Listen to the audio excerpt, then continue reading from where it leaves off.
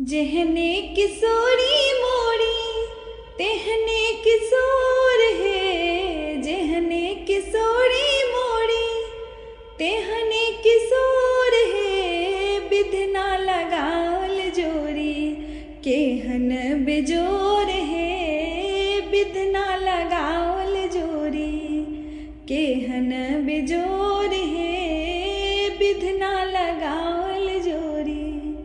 जेहने किशोरी मोरी तेहने किशोर है, जेहने किशोरी मोरी तेहने किशोर है। बिधना लगावल जोरी केहन बेजोर है, बिधना लगावल जोरी।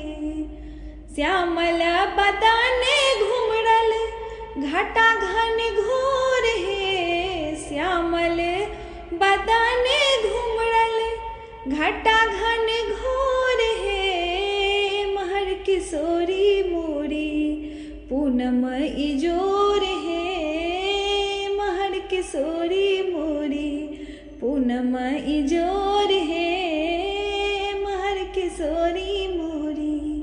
जिनका लागी जोगी मुनि कैलन जोग है, जिनका लागी जोगी मुनि कैलन जोग है। से मोर पाहुन श्री रामचित चोर है, से मोर पाहुन श्री रामचित चोर है, से मोरा पाहुन।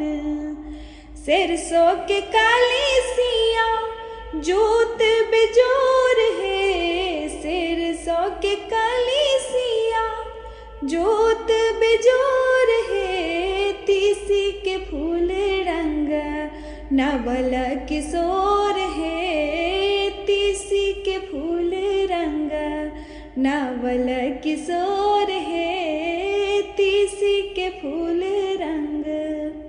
जिनका के पाबी भेला धन्य भाग मोर है, जिनका के पाबी भेल धन्य भाग मोर है। सरस स्नेह बांधो रेशम के डोर है, सरस स्नेह बांधो रेशम के डोर है, सरस स्नेह बांधो।